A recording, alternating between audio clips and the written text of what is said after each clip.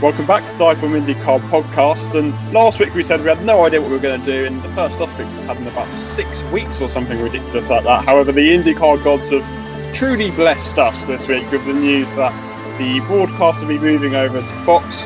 But probably more significantly from our British standpoint is that the 2025 calendar has been released. So we'll go over that. We'll go over obviously the Fox news. Obviously, we still get the broadcast here. And we'll also do a bit on Le Mans, as that was this weekend. We saw some of our Indy folk in it, and then we'll do some other bits and bobs of various tests. But as we said, the big news of the week was that the IndyCar broadcast rights have gone over from NBC to Fox. Who didn't sort of know the benefits of it? Fox are now going to stream all 17 races plus the Indy 500 qualifying on network television. NBC have been using their USA and Peacock services. Peacock's like a streaming service. It's quite controversial, so I won't get into it. And then USA is like their sports subdivision. Great news for IndyCar is that all 17 races are going to be super easy to access. It's going to be on mainstream TV, which is absolutely fantastic for everyone to see. Obviously, we don't know about the money or the contract length, but that is the main benefit straight away. Much more viewership from IndyCar longer term. We'll get onto the calendar a bit later on, but the news is good for the series. Even the NBC team has stated that. Many of the drivers have stated their support. IndyCar, hopefully, has taken a right step towards growing the series. Yeah, I know initially some people were kind of skeptical when Fox was raised as the competitor and the favourite between itself and NBC, because I think some people are concerned about the quality of NASCAR broadcasts, for instance. But IMS Productions, who are basically IndyCar's production team, they run the NBC broadcasts, while NBC kind of provide the talent. That's going to stay the same with Fox, which is positive. But I think the biggest positive, and the reason why you cannot really say this is a bad thing for the series remotely, is the massive increase of network slots. You know, it feels like IndyCar's being given a headline position that is evidently something NBC couldn't offer, and something that NBC maybe didn't always give IndyCar, maybe aside from the Indy 500, of course. So I think, yeah, the amount of network slots on NBC had kind of gradually decreased in recent years, but with the Fox deal, I think Mark Miles said there's going to be 50% more network time, which is a massive increase. That includes both days of Indy 500 qualifying as well. So it's a total of 19 slots. And the hope with that is kind of the dwindling TV ratings can really start to see a bit of an increase. There can be a bit more exposure for the series. And at the end of the day, it's a huge opportunity for growth that has kind of seemed to be a bit stunted, a little bit minimal. And yeah, I think early this year the ratings have been a bit of an issue. You know, we've seen some fairly low kind of totals of people who have been tuning into certain races, and you know, there's lots of major events on Fox, the Super Bowl, Daytona 500, both leading up to the IndyCar season. So there's big opportunities to promote IndyCar. That's something that NBC have really been kind of criticized for. You know, the Indy 500, let's take that for instance. I don't think we heard about the Detroit race once, unless I'm forgetting. But I think one other thing that I'll note is that Indy Next are being given slots on FS1 and FS2, which are TV channels, which I don't think has been the case with NBC. That is cable television, but you know, NASCAR still gets good numbers on cable TV, for instance. So that's massive news for kind of the future generation of drivers. Hopefully offers more of a launchpad for their careers, attracting more partners. And I guess that applies to IndyCar as well. More airtime for sponsors in front of more people. Yeah, I think we've mentioned before that one of the things that stops kind of IndyCar from growing is kind of how it's broadcasted. We've said that the race in itself is so good, and the only thing that's kind of letting it down is the broadcasting. I think this is definitely the step in the right direction, and kind of getting more fans involved and getting people more excited for the races, and I don't know, getting them to actually watch them rather than hearing about them afterwards as well. I think is really good. And I think this year we had, in terms of the Indy 500, we had like one of the largest viewers, I think, or like somewhere up there. And I think kind of with this deal, if they get kind of the marketing right and everything like that, it can increase that even more. And that's just what we want. We kind of want the fan to grow, because as much as can we like the way it is now, it needs to grow. I think the Indy 500 was a 10% increase on last year. I think it peaked about 6 point something million in the last couple of laps. Obviously, promotion is particularly important because, yes, NBC have been criticised for, not sharing races outside the Indy 500, and there still is a misconception that the Indy 500 is it. That's it, and that's a stereotype which needs to be broken. People, when it comes to NASCAR, know Daytona isn't the only race. They know they race another 35 times a year. That doesn't always feel like the case in IndyCar, particularly from an international standpoint. I'm sure people are aware, but outside the Indy 500, it's, we do this another 16 times a year. And yes, not all 16 times are quite as prestigious, but the racing, is still as good. It's still as entertaining. It's still as unpredictable the other 16 times per year. And that's something I think is really important to get across. And as mentioned, NBC didn't really do that to the extent maybe the series needed. And as you sort of mentioned, growth has been maybe a bit pedestrian. And this is sort of maybe the time where IndyCar needs to start taking a few more risks, because how long can you support pedestrian growth? Or look, the series is in a great state. We've got Prema joining next year, for example. We're attracting big names to the series. Carl Larson, how great was he for bringing in a fan base? And last couple of years, we've had the likes of Fernando Alonso, Roman Grosjean, and these names are bringing in people. We just need to elevate that more. And being on mainstream TV, Peacock was a big criticism because it's a separate subscription to NBC, and that was really hampering viewers because if you're paying for NBC, you don't want to buy another subscription just to watch a race. Being on mainstream TV is absolutely fantastic. I think all the qualifying practices are on Fox Sports 1. I think I'm correct in saying. And obviously, as you said, Indy Next is there as well. So overall, the broadcast has been massively increased. Just for the British viewers, just so you're aware, I know there's been a question floating around what happens to Sky. Sky Sports' contract is separate to the Fox Sports contract. So Sky negotiate with IndyCar separately from that standpoint. So we don't know yet. I presume Sky want to keep it, or we'll probably chat to Tom Gable at the end of the year about it. But for the moment, Sky is staying as they are. I guess the intention is to go into next year, but that's dealt with separately. So we don't know anything about that at the minute. It's obviously staying with Sky. But the big news is obviously it's going to be Fox. There are going to be some changes. They're going to see different commentary team.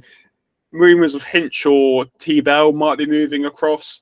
We've obviously got commentator. It won't be Giff. He's NBC through and through. We've done the whole segment on this before, but he does the track and field. He's done the skeleton. He's done loads of different stuff across NBC. He's doing the NASCAR as well as of the after the Olympics. So I think Iowa was actually going to be Diff's last race. We've only got about 3 more races left with Diff. But as you said, one of the 2 commentators might move over to Fox. There's some other names being thrown out there around them. The lead commentator, there's been a few names thrown out there. Adam Alexander, he's the NASCAR Xfinity commentator.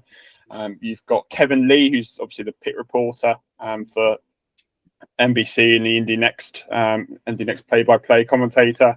And also Alan Bessick, who did it for, I believe it was ABC, prior to the NBC deal coming through. So there's quite a lot of different deals, as we said.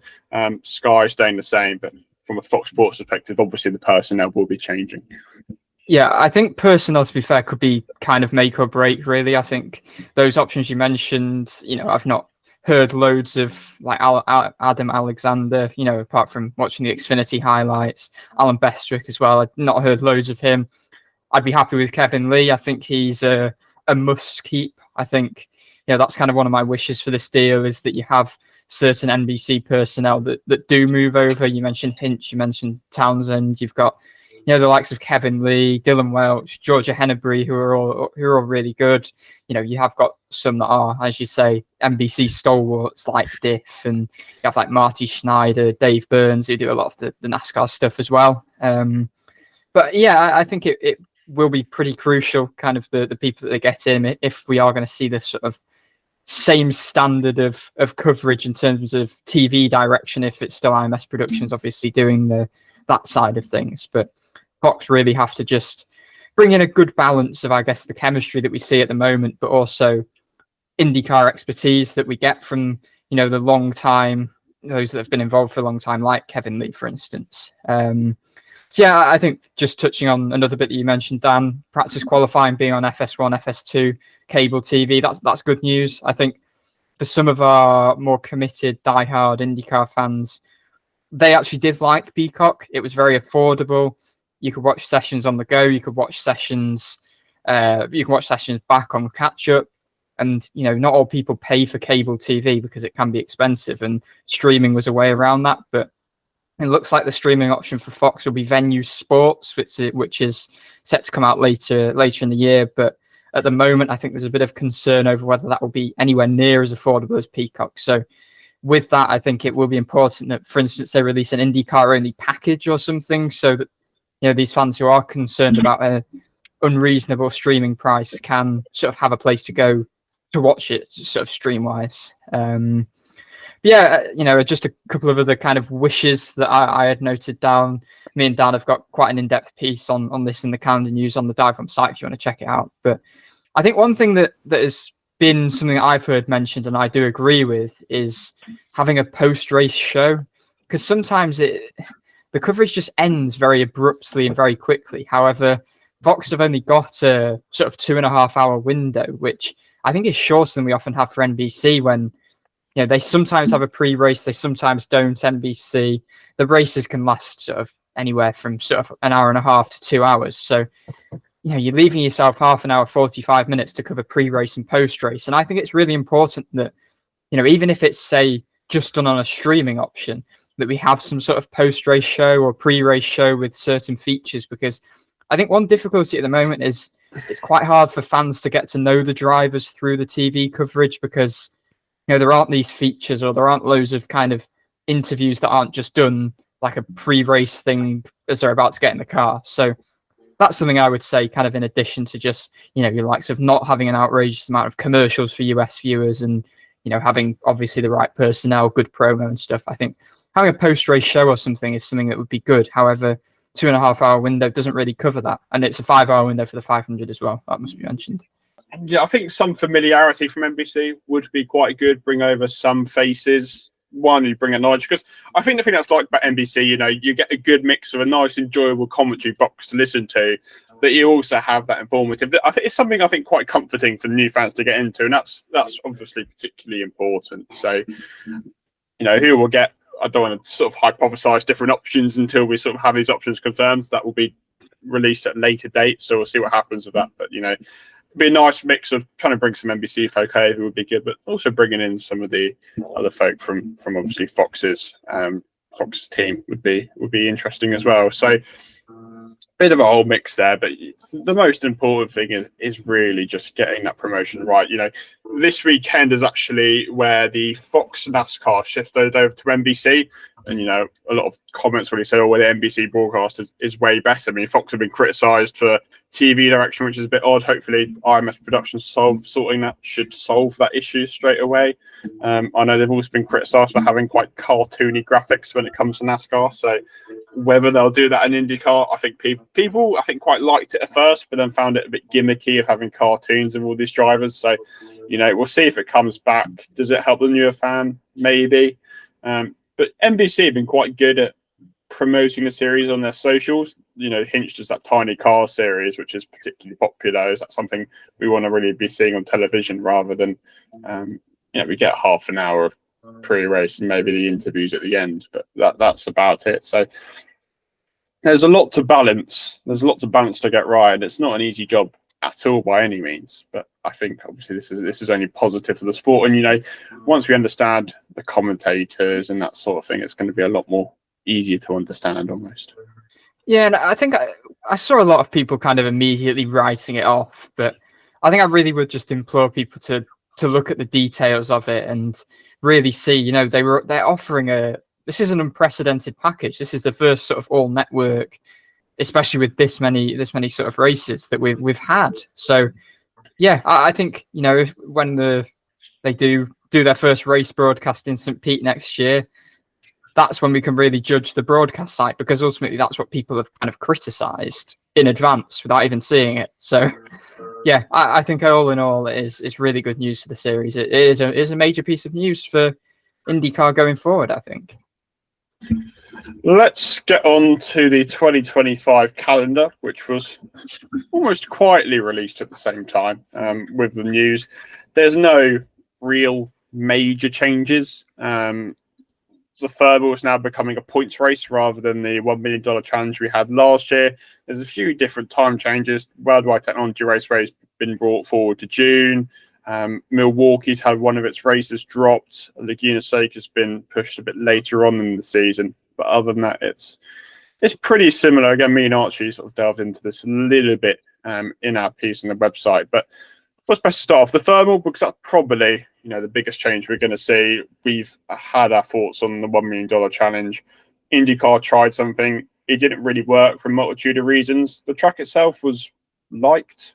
I'd say it was overall positive feedback. I presume we're going to use the same layout. Obviously, we won't use the same format. But yeah, I think my main issue with it, which I've highlighted in the website, is the thermal is this really. It was made up. The whole point of it was made up to be this really glamorous, exclusive club for motorsport enthusiasts. We did a whole segment on how much they were paying to get into the thermal. And it's this real exclusive VIP sort of event, and that's what sort of made it a non-championship feel. When you make a championship round, a lot of that has got to come down to fans, because they're the ones that make the series. But one, it's in a remote location, which doesn't really help. But if you deny the fans access, does that almost lose a bit of it? Does that lose the thing that makes IndyCar? But then again, if you invite all the fans in, that loses the exclusivity of the thermal. So it's which balance are you playing? It's two sides of the coin to this one. And the venue's been controversial. I don't know if that was more because of the actual the lack of success on the $1 million challenge, or was it people generally don't like the place? It's hard to say. The track was okay. It was good to drive. I don't think there were loads of overtaking opportunities. But yeah, it's two sides of the coin to that one, really. Yeah, I think it was parts of it worked, parts of it didn't as an exhibition event. And I think ultimately it was just a gap filler, and it was better than nothing, I think is the way that I'd put it. And I think some of the drivers said it that way as well. Those that maybe didn't incur damage that would have to be repaired, that they're when they're not fighting for points. But I think needing greater fan numbers there is the big thing. Can you add another grandstand or few? I don't know. We don't know yet. But the series does revolve around the fans, and you have to continue to put them at the centre, I think, for these big championship rounds. And yeah, the exclusivity of it doesn't really appeal as much, I don't think, when it's just a proper points round.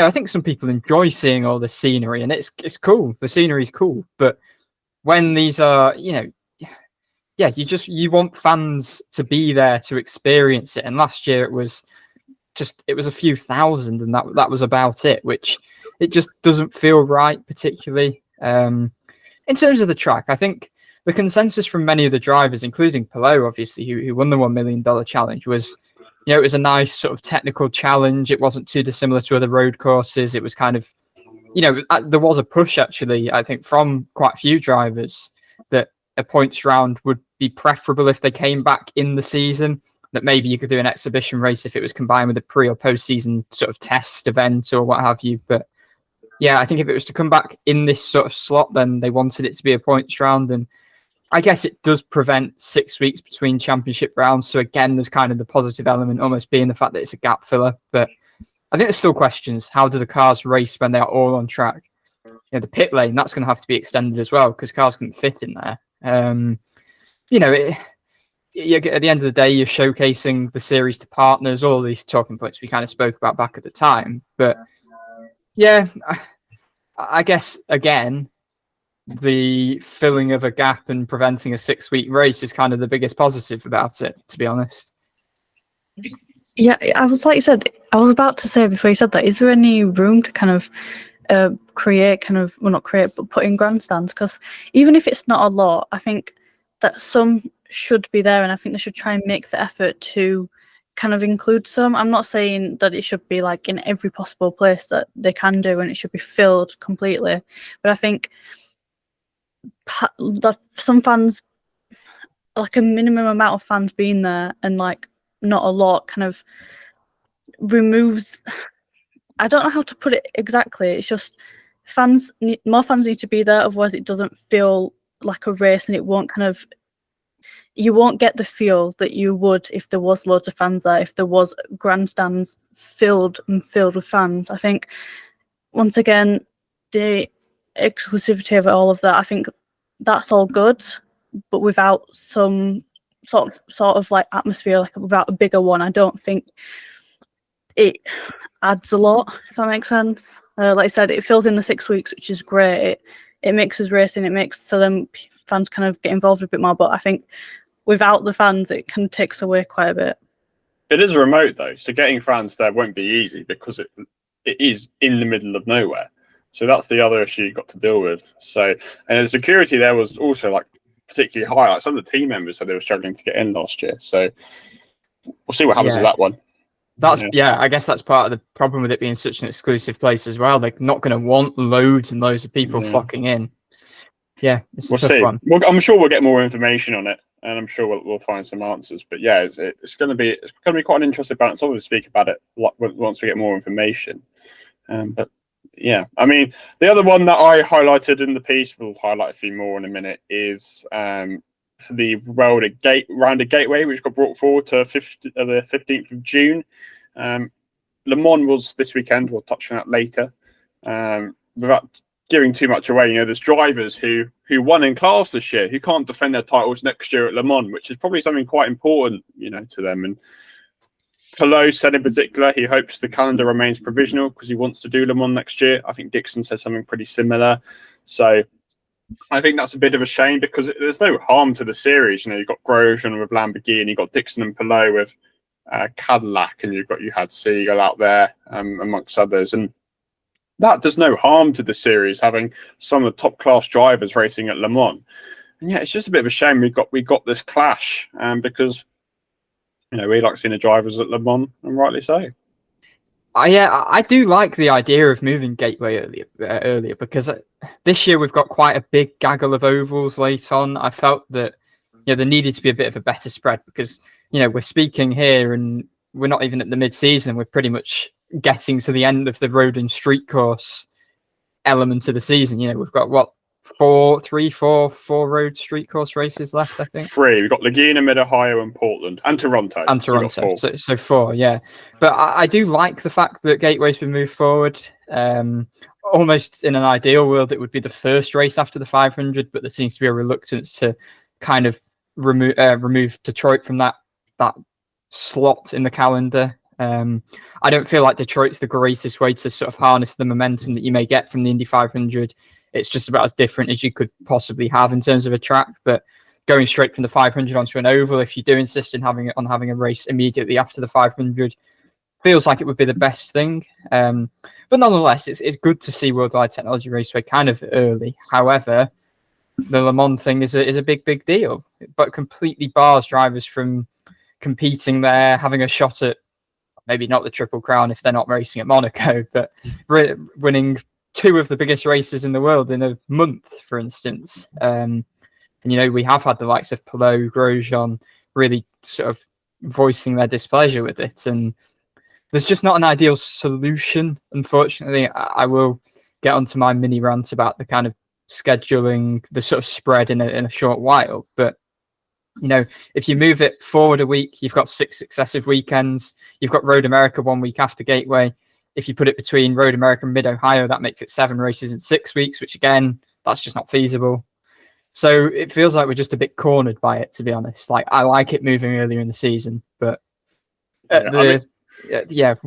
when it bars people from racing at Le Mans, I'm not sure. Only thing I could see, realistically, from a complete casual standpoint, is maybe move Barber a week earlier and move Gateway a week earlier is the only sort of feasible option I see. But I'm not the one who's got to organise TV deals, organise with the track promoters, etc. But that's what I do. But again, I'm obviously completely out of the loop when it comes to scheduling calendars. So I'm probably not really the person to talk on that front. As you said, Milwaukee's losing a race. I think it's quite hard to judge Milwaukee because we haven't actually seen it in the first place. But the Iowa weekend's always quite popular as a doubleheader. Hy-Vee also running Milwaukee. Again, it's sort of hard to make a judgment before we actually see it. But maybe towards the end of the season, having a doubleheader isn't a great thing anyway, just maybe because it can shift momentum in the championship so much with a few rounds left. But I don't know. Other than that, it's pretty similar. I think the other issue for me is the season ends in August. I know it's only 2 weeks earlier than the ending this year, but you're racing 5 of 12 months a year, and having the 19 slots on Fox is fantastic, great news. But then how are you supposed to keep retention if you're only showing it 5 or 12 months a year? You might do all the work in gaining this interest, in gaining the popularity of the series, but then if you're going to abandon it for 7 months, What happens there? That's the issue I've got. And yes, I know you have NFL on, you have other stuff on, but does IndyCar just have to work against that? Do they find a slot where NFL isn't on at a certain time of day? You know, IMSA still do it, NASCAR still do it. Yes, and I know NASCAR's bigger than IndyCar in the States, but if IndyCar want to grow, I feel having a consistent audience is not helped by racing in 5 months a year. Yeah, I guess this is my cue to kind of go into what I covered quite in depth in our piece down about just the calendar and the distribution of races, because we have a very disjointed start to the season. And then it's just completely packed later in the season. You know, there's a gap. The gaps between St. Pete, then Thermal, then Long Beach, then Barber. I think there's 3-week gaps between each of those races, which is just disappointing. It's a very stuttered start to the season. And then for the subsequent few months, it's just extremely full on. I can imagine that will get pretty tiring for the paddock. You know, you're on track 14 of the final 18 weeks of the season, which is just poor distribution when you've got 4 races in, I think, the first, or you're on track 4 weekends of the first 12 of the season, I think.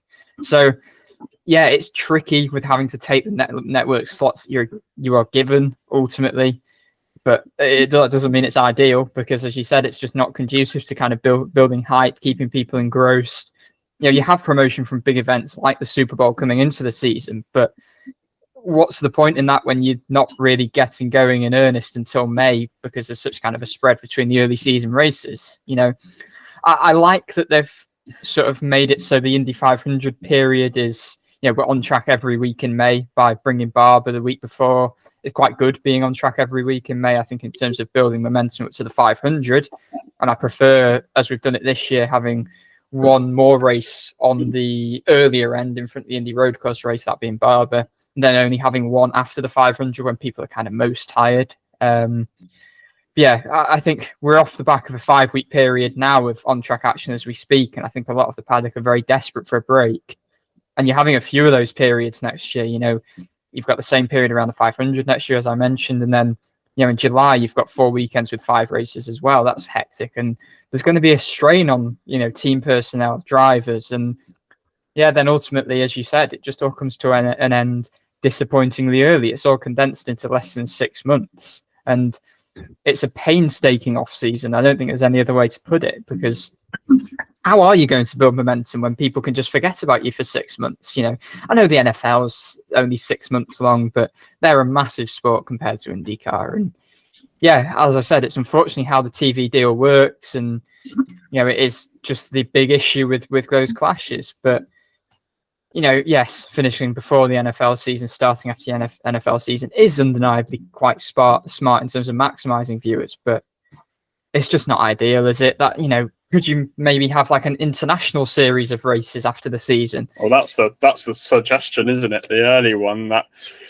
they're pushing for it, but you know, it feels like they've got a lot of work to do in a short space of time if they are going to do it. And it's like, what markets do you go to? You know, Latin America is one, Oceania is one, Asia is another. But do you get the viewership? I guess it'd be a different time of the day in some cases, which might help it. You know, might have a race early in the morning, for example, in States time. But it's not because with international races, you've got to bear in mind, you've got to adjust the sponsors. You've got to get loads of different sponsors for a one-off race, for example. And, you know, you've got to do all the logistics to get people. And I think it would be fun. It's obviously been mentioned, but I can't really see it happening with some of the stuff that's been said over recent years. You know, they couldn't get Argentina sorted this year. I guess, I know that's down to political reasons, but I can't see it being particularly feasible. Yeah, I guess, as you said, the only other solution to kind of extending the season would be to just run at kind of funky times. But also the NFL kind of covers an entire day with the way they schedule their games. So there's just no real ideal situation.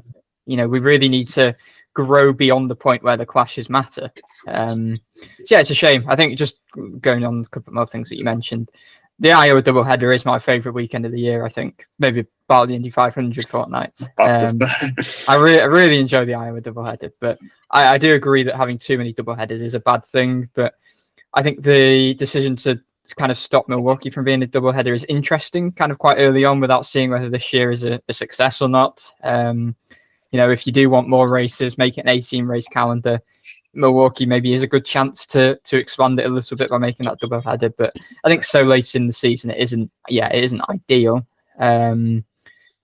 But yeah, I think the only other kind of quibble that I've got is wanting another high-speed oval or super speedway, because we're missing Texas again, which kind of, it was said at the time when it was disappointingly cut this year that, we could be back next year. But nope, well, it depends if you clash Nashville as a super speedway, but it's not really the same sort of high-speed oval. And ideally, you would have one before the Indy 500 to kind of gear everyone up, to sell the series, this is what's coming in the 500, and then maybe even after the 500, because it's harder to sell the series on the Indy 500 when there aren't many races that are that similar. We all know how great the racing is on the other road and street tracks or short ovals, but what about your casual Indy 500 viewer that maybe isn't what they are necessarily immediately interested in?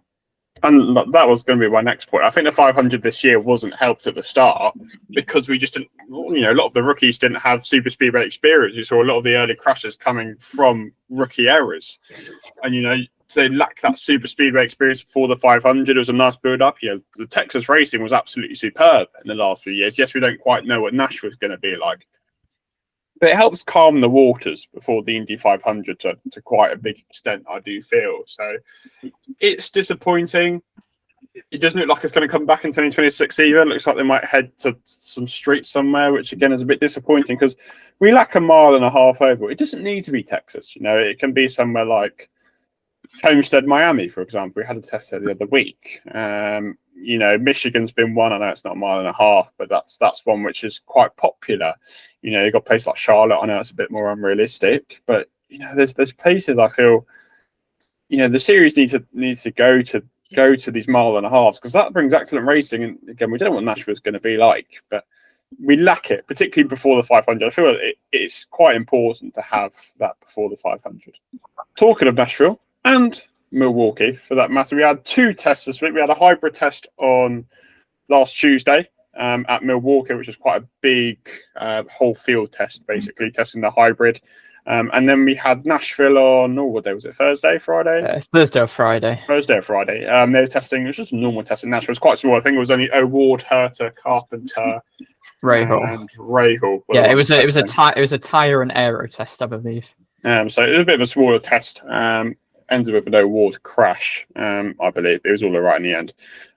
So yeah, 2 mini tests, a bit of stuff from them, but yeah, pretty 2 bog standard tests, really. Yeah, I followed Milwaukee quite closely, so I'll just give a brief report on that. I guess it was pretty clean foremost. There were no incidents, no reported major issues either with the hybrid. I think the drivers that spoke afterwards, Rahal and Newgarden, came to press, and they, I think Newgarden used the word seamless a few times, which wasn't the case early on in the whole hybrid testing program. But now they've kind of cut out all the issues. Yeah, so the day started with team testing kind of in the morning, early afternoon. That was kind of just free reign stuff. They had a couple of sessions there, and then essentially the test was also, as well as being a chance for the non-Penske, Ganassi, Arrow, McLaren, and Andretti teams. They'd only done one test previously with the hybrid on the Indy road course. So this was quite a big opportunity for them to really gear themselves in a bit more. Hunkos and Ganassi were both missing because of Le Mans commitments, but they'll get that opportunity some other time soon. I don't think it's been confirmed when. But yeah, it was a big chance, as well as the hybrid, to just get used to Milwaukee again. I think there were 6 drivers that had run Milwaukee before, I believe. Well, Catherine Legg was there with Coyne. There was Newgarden, Power. Dixon wasn't at the test, but he's run it before. And I believe Carpenter and Rahal were the others that have run it before. So compared to when they were last there in 2015, Newgarden said it wasn't flat all the way around the track, which was interesting. But it was at the end of the day, there were 3,563 laps turned, which was a pretty good addition to the 23,518 miles that had previously been run. Then after the kind of free running in the morning and early afternoon, they did kind of basically procedural tests where it was race running. They did starts, restarts, pit stops, cautions, red flags. They just put the hybrid basically through all of its paces. There will be some teething issues, I think, when the hybrid makes its competition debut. Laguna Seca this weekend is the final time before the hybrid comes, of course. But it seems really that it's in a pretty positive spot. I think some drivers had said that it's not offering as much of a boost as they expected, but I think Ray Hall said when it got to race running, it was fairly noticeable, whether on restarts or just in race running when you're in the pack trying to pass people. I think naturally as the development kind of increases, there will be more horsepower to come as well. So yeah, I think there's some balance issues as well with the cars, with the added weight to kind of get around. But on the whole, it's in a pretty good place. I think you can't read much into the timesheets on a day like this. They were released, and maybe you can read into trends that emerge, and Penske being 1, 2, 3 fits with the recent trend, and in particular the recent short oval trend. It was Power, I think, top from you guys and McLaughlin in the combined charts. So make of that what you will. I think Dale Coyne Racing were a bit of a concern. They're about 10 miles per hour off the lead pace, which isn't fantastic with both Leg and Harvey. And also returning was David Malukas, who was 5th in the opening session and 7th in the second session of free running, which was really encouraging in his first outing since the wrist injury and his first outing for Meyer Shank. And we got the opportunity to briefly speak to Malukas on Monday, so yesterday as the podcast comes out. So here is what he had to say on a number of topics. First of all, could you please just take us through kind of what the emotions have been over these last few months, obviously from the accident, then the release from McLaren, and then now the important part being the rebound and kind of getting this opportunity at MSR. So just what have the emotions been over these 4 months or so? It's definitely been a roller coaster, that's for sure. Man, it started with obviously a big high, getting the whole Aero McLaren deal signed, and then it went to a pretty big low after everything that's happened with the injury. I mean, those few months afterwards, honestly, the stress kind of, I'd say, went away once the contract got terminated, because there wasn't such a heavy push on making a specific timeline. But still, at the same time, I was still working on the hand, doing everything I could, just in case something were to happen. And the MSR deal came around, and I gave the call to the doctors, and they said, yeah, we think you'll be ready. And we worked on it, and fast forward to now, and we're here. So it definitely has been an emotional roller coaster, this 2024 for me, but it was a character building year, and now we're back. And then after the outing at Milwaukee last week, how did the wrist feel? Is it still restricted at all? Do you feel there's kind of more to go, or is it feeling pretty good now? I mean, it's feeling very good. The Milwaukee test, I wasn't really too worried going into it, just being an oval. There's not much strain on that left wrist or that left hand in general. I mean, not much movement on the steering wheel, and it's also all just left-handers. So Laguna is definitely going to be more of a question mark with the repavement as well being a lot heavier on the wheel. So we're going to see what we can do. I mean, there's a lot of things from the car side that we can do to help the steering and already have done from like a setup standpoint to make it a bit easier for that wrist to move. But overall, I think it's going to be okay. I've been on the sim almost every day doing, race simulations going 2 hours plus, similar to an IndyCar feedback on the wheel. To the point where my right hand is get a little bit tired. So we're doing everything we can. I think we'll be set and ready to go out there and perform. And are you placing any expectations on yourself for these early stages, or is the most important thing just to keep the pressure off as you kind of just get back into your groove?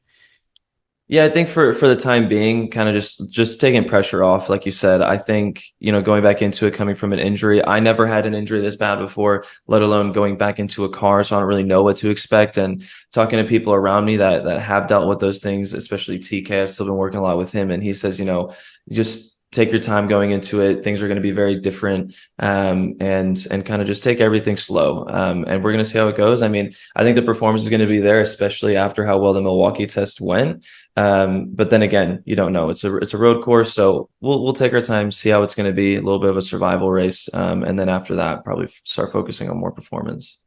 And then finally, just a quick follow-up to that. You mentioned TK. Has McLaren done anything to kind of support you since the release? Have you still been working with, physios that they've supplied or what have you? Yeah, so I still was able to use their trainer, Sean Smith. He's been fantastic throughout my entire recovery. And, we both know it's very hard to kind of find somebody new once you've already been with somebody that's started from the early stages. So yeah, they still let me use all that stuff. And then away from the team side, just TK himself, he's let me use his new very fancy simulator place to kind of go at it. And it's been very cool, very welcoming, which has been interesting because he streams in the background. And I swear that the last few days he's been wearing some wig, and I was just driving a turn around, what is he doing? So yeah, but he's been super friendly and awesome. I just wondered how the opportunity came about at Meyer Shank. Was it a case of you reaching out to them once the news kind of emerged about Tom, or did they reach out to you first? Well, they reached out to me because I saw the news about Tom, but I wasn't really too sure on what the kind of the deal was with it. I thought maybe something, maybe an injury or something of some sort happened. So I mean, I didn't reach out from my side because I didn't really know. So MSR reached out to me, and obviously things really played out well. And I think from when we initially started talks to when it was pen on paper, I think it was probably a total of like 7 to 10 days, somewhere around that realm. It happened very fast. Catherine Legg was at the Milwaukee test, as mentioned. It's expected she'll do the rest of the ovals this season for Dale Coy Racing, but once that is confirmed, we'll obviously relay that news to you and discuss it a bit more in depth then. But, you know, she was a bit of a feel-good story. Indy 500, she's bringing Elf Cosmetics as one of the sponsors, which was sort of the first female-designed product in Indy 500, and obviously create some very nice-looking driver shirts, which you can actually now pick up at Formula Model Shop, the best place to get IndyCar merchandise in the UK and to the rest of our European listeners. You can use the discount code FIVEBOMB, or one word, FIVEBOMB, to gain 5% off products on the FMS site. Visit the Instagram highlights on the DIVEBOMB Motorsport Instagram for a link to an exclusive VIP section on the FMS store, courtesy of DIVEBOMB. And if you want to, well, once you've read me and Archie's articles on Fox and all the calendar and all the other stuff, you can actually head to the DIVEBOMB website because there is a nice pink banner which takes you direct to the Formula Model Shop website. Stay tuned for exclusive giveaways, events, and other content. So yeah, also there was obviously the Nashville test as well that we touched on. I'm not sure if the hybrid was there or not. Rahal seemed to think it would be when he was speaking after Milwaukee, but yeah, not entirely sure. As Dan said, it was reported by Nathan Brown that O'Ward had a crash. Just a few other notes from drivers, as per Eric Smith from IndyCar, about what to expect with the racing there, because obviously Milwaukee, Nashville closing out the season. We've not been to either of them in an extended period. But Rahal, I think, felt that Nashville was going to be 2 lanes for racing, which is encouraging. I think Tyre deck, something that O'Ward and Rahal both spoke about, which again makes for good races. We see it at Iowa, for instance. Yeah, that's about all on Nashville. That wasn't an open test. Are they using the multiple compounds again this year? Do we know? At Gateway, I'm not sure. Or any other oval? That needs clarification, actually. I'm not sure. We'll find out. Right. It was Le Mans this weekend, as we've touched on, and we had some of the IndyCar folk. As I said, I wrote a piece on it on the website last week. We'll start off with our full-timers.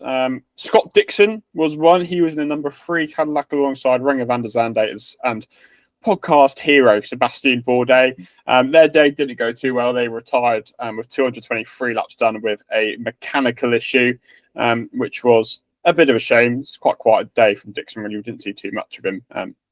Obviously, considering Van der Zande and Bourdais are both endurance racing supremos. His teammate Alex Palou had a bit more luck. He was in the number 2 Cadillac alongside Earl Bamber, who's also an endurance supremo, and Alex Lynn. Palou actually had quite a significant role. He basically led the car at the end. Cadillac looked like they were in the mix towards the end. They went on a slightly different strategy. It was raining quite a lot at Le Mans, which shook up a little bit. But Palou was trusted the last stint. From what was said, he did an absolutely fantastic job. Obviously, we can't really delve into it too much because we don't have all the stats and that sort of thing yet. Wasn't quite enough at the end. I don't think Cadillac quite had the performance. They ended up 7th in the end, but Palou was pretty impressive from what people say. So that's good. Yeah. No, I think Dixon's car was, well, they did start in the front row, actually. I think Bourdais qualified at 3rd, then the Palou car, which qualified 2nd, had a penalty left over from Spa. So sort of early stages, the Dixon car was running near the front. And, I think when the first batch of a lot of rain came, they decided to go in for wets when others stayed out. And ultimately the right decision was to stay out. And from there, as much as it's a 24-hour race, they were kind of in recovery mode. And I think it got to about 3/4 of the way through. They had the issue. I think it might have been a gearbox problem. But I think Palou's the most notable from the hypercar class, really, because I'm pretty sure his only other experience in that LMDH Cadillac is at Daytona this year, where, again, he also impressed. It was his first experience at Le Mans. And, I think he spent a lot of time in the car in the graveyard shift when there was like a 4-hour safety car overnight. I think he was in for about 3 hours of that. But yeah, he led a few times and did not look out of position sort of in that final think 5-6 hours or so. Yeah, they were, as you said, Dan, kind of off sequence strategy wise, but it felt like I think he was out of the car with 2 or 3 hours to go, and we thought that was probably going to be it. I think at that point he'd set the fastest lap, and I think he'd fended off a couple of Toyotas that were charging. They were kind of in contention for the win, the Toyotas with the Ferraris. But Palou kind of held his own against them, which, given his inexperience, given he's a rookie, very, very impressive. So impressive that he did get that finishing stint in the end, which is massive, sort of as a vote of confidence, and is, I guess, massive credit to the job that he did at a track he isn't familiar with, in a car that he's not that familiar with. So, yeah, it just shows how good Alex Palou is again, doesn't it, really? Romain Grosjean was alongside Matteo Caroli and Andrea Cordarelli in the 19 Lamborghini. They were pretty anonymous all day, to be honest, but it was about getting to the finish, which they did. They finished 13th and 2 laps down. The other full-timer in the field was, a full-time IndyCar driver, I should say, was Kiffin Simpson. He was in one of the LMP2 entries. They had some sort of issue. I think Hansen crashed into someone and then spun again, which wasn't great. So they ended up quite a few laps down, ended up 6 laps down in class. So not great. But, it happens. It's Le Mans. Colin Brown, who we saw in the $1 Million Challenge and St. Petersburg, he was in the LMP2 class. Again, he had a pretty anonymous day. I think the car lost a tyre at some point, so they ended up having to retire because of that. 149 laps. Yeah, that was quite a funny story, because I think as soon as you kind of have to be taken off track, that's it. That's your day done. So they were trying, basically, I don't exactly know what, but the team were basically trying to instruct Brown while his car was off the side of the road to lift it up with some parts so they could get it back to the pits on 3 wheels. That wasn't to happen, though. Yeah. We'll do Callum Ilott as well. Obviously, we spoke to him quite a lot about Le Mans at the start of the season. When we spoke to him, racing for Jota, the Dan hometown team, 5 minutes down the road from me, so a bit more personal delight in Jota. He had quite a big crash on Wednesday, which meant they had to replace the tub, which was, I think it's a 3-week job they did in 24 hours or a day and a half or something. They literally had one shakedown on the airfield strip next to the Circuit de la Sarthe. They were in the mix there, and they ended up on the lead lap, which is pretty impressive, all things considered. Ilott was alongside Nato and Stevens, and they finished 8th in the end, ahead of the Yata Jota. Considering the week they had, obviously everyone wants to win Le Mans, but all things considered, I think it was a good effort. Yeah, I mean, the Porsches, as a they took pole, I think, one of the Penske Porsches, kind of continuing Team Penske's big dominance across all of motorsport this year. But no, it was a big crash for Ilott, actually. It wasn't shown on the broadcast, but I think there was some fan footage. He just lost it on a slippy curb or something, I think, and unfortunately hit Armco rather than tyre barriers. And I mean, it was super impressive that they kind of stayed in the top 10 really for the bulk of the race. And Ilott played a big part in that. I don't feel like there was any diminished belief from his side or the team in him either. And I mean, just to start that race was an achievement. To finish the race was even more of an accolade. And I think to finish 8th is spectacular, all considered. And we'll get on to young Nolan Siegel. He had a bit of a difficult month of May because obviously he failed to qualify for the Indianapolis 500, but he managed to win in the LMP2 class alongside Bijoy Garg and Oliver Jarvis. So I'm sure that will make up a bit from the difficult month he had. We've already seen he's incredibly talented in LMP2 racing, as well as IndyCar racing, but LMP2 racing in particular. So a huge congratulations to young Nolan Siegel, who is a class winner at Le Mans on debut. Yeah, I mean, it was Jarvis that did the closing stint, but Siegel played a massive part. He led at many different points in the car. I think he led into the final driver change as well, and ultimately played a big role in this. It's quite a dominant win in it all considered in the end. I think it was around 20 seconds-ish. Just continues to show what kind of a multi-talented, multifaceted driver Siegel is. He's got a few class wins in IMSA. Obviously, we've seen Indy Next, and his first couple of IndyCar races have been impressive as well. So 19 years old, and he's showing to be quite a driver, isn't he? Looking at some ex-IndyCar drivers, just in case you're interested. Ben Hanley, who raced a couple of Indy 500s, they ended up quite a long way down. Ben Keating had a few issues in that car. Ronnie Bindo did a few races for Hunkos a few years back. He ended up 21st overall. He was 2 laps off the lead in LMP2. Jack Hawksworth, an ex-Brit in IndyCar, who's obviously done quite a bit of IMSA now, was in the LMGT3 class. He ended up 2 laps down. And then you've got Frank Pereira, who did IndyCar races 16 years ago, who's in the LMGT3 class. One of his teammates had quite a crash, which sort of pretty much ended their day. So that is the IndyCar drivers at Le Mans.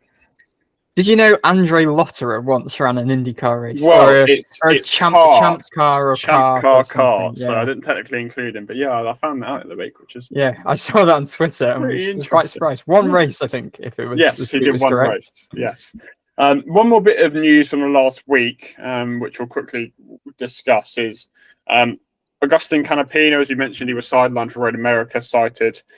He's taking a leave of absence. There was a bit of doubt whether he'd come back. It's now been confirmed he has. He made a little bit of a statement saying what was going on was unacceptable, which is good. We're making progress. But yeah, I mean, just confirmation he will be in the car for the rest of the year. It's hard because Canapino's actions are wrong. It's quite funny that Twitter have now removed the ability to view likes after the whole saga. That's cool. But now he's going back the rest of the year. I mean, Canapino is obviously a really feel-good story. Maybe that's been taken off a little bit since the whole incident. But, you know, I mean, he's got to do his talking back on track, hopefully. And, you know, let's just hope we don't have this incident again, because it's just so poor in the series and it's not to the benefit of anybody. So fingers crossed it doesn't happen again, but he will be back in the car for the remainder of 2024. Yeah, I've not really got much to add. I'd say if people want to know our kind of more in-depth thoughts, just go to last week's episode where we kind of covered it all. But yeah, I'd hope kind of the threat of him almost kind of departing the team almost is enough to kind of instill a bit of fear in the fans who are sort of, you know, dishing out all of this sort of abhorrent abuse and threats. Yeah, I've not got much more to add. I don't really want to dwell on the situation though, because it's not pleasant. But just informing the viewers, he's back for the rest of the year, which, you know, well, I did quite like him, and you know, his story's still good. So hopefully he'll do some more talking on track. To be fair, he's had a bit of a better season. So anyway, if you didn't see, they've absolutely ruined Iowa, which I'm gutted about. NASCAR's first races at Iowa this weekend, and they've paved the bottom half of the track, and it looks disgusting. So. I mean, we had a similar situation, didn't we, with some track material at Texas, which for a while ruined kind of Texas scuppered that a bit. So years. I've not had a chance to kind of watch the highlights yet. I mean, I heard that it was a pretty good race, but NASCAR and IndyCar, it could be quite different how they race. The high line's going to be quite difficult because that's where still all the bumps are. And if, you know, the bottom of the track's smooth, it's going to be like... Yeah, it's a shame because Iowa, as I said in the calendar section, is very much one of my favorite tracks and is one of the most entertaining races with all, you know, your traffic and the multiple grooves that drivers can kind of use to weave in and out of the traffic, make position passes as well. So yeah, if it does really ruin it, that is a big shame. Yeah, if you haven't seen it yet, look at the replay because it's odd, to say the least. I don't quite know how to describe it, but it's odd. It's just like one section of the track, isn't it? It's just one list. It's like they've bothered to do the low line, but not the high line. So it looks odd, and two, I don't know how it's going to be for racing. Anyway, Laguna Seca is next week, which means we have to do the Fast Six Predictor Tournament. So give us a couple of minutes, and we'll have our predictions in for you. Right, I'm going to start us off. I've gone for Alex Palou. I've gone for Colton Herta. It's Herta's house after all. Will Power's form, I think I can't overlook him, so he's going in there. Pato O'Ward hasn't been in the Fast Six for a while, I don't believe, so he's probably due to be back in. Scott McLaughlin, I was toying with him or Dixon, but I've gone for McLaughlin because I think Penske are in slightly better form. And then on the basis Rosenqvist took pole here last year, I put him in.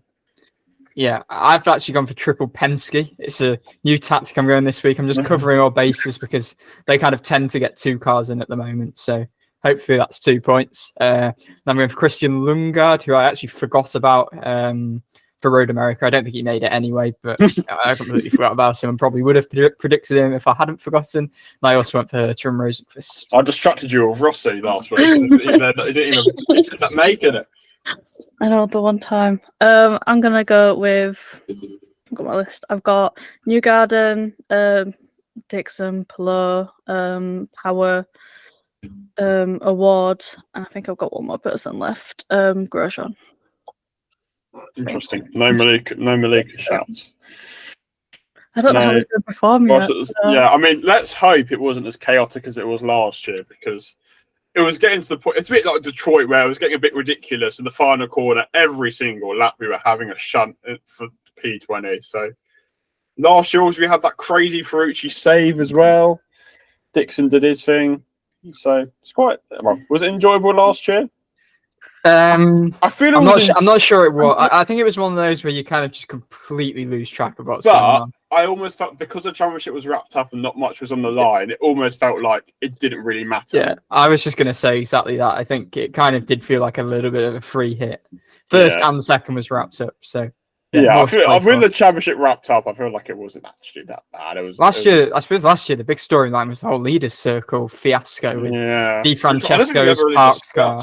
But yeah, that was a whole incident. So yeah, that's well. Thankfully, we're not going to have that drama again. It's going to be at Nashville this year. I mean, thank goodness Nashville isn't the street circuit in the final race, because that would have been something.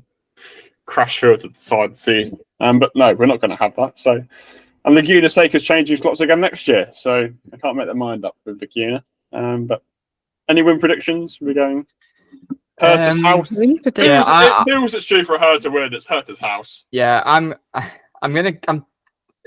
think it's going to be whoever wins, it's going to be dominant. We have seen that a few times. Palou was like 30. Palou completely trounced everyone in 22 before he got back to form. Herta's done it a few times. But I'm going to go for Herta. He's the one that I had as my prediction.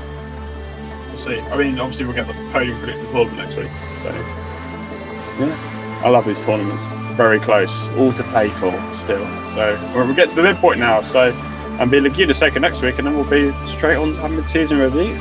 Believe it or not, it's that time of season already. It's going to be even worse next year. We've got another month of off-season content to do for 2026. That sounds a bit crazy to say. There we are. Anyway, that's it for this week. Obviously, Canapino, testing, Le Mans, Fox, calendars. Loads of little bits of news this week. I feel like an off-season episode in some ways, but certainly not. We're slap bang in the middle of the season, which means next week we're racing at Laguna Seca. So thanks very much for watching, thanks very much for listening, and we'll see you then.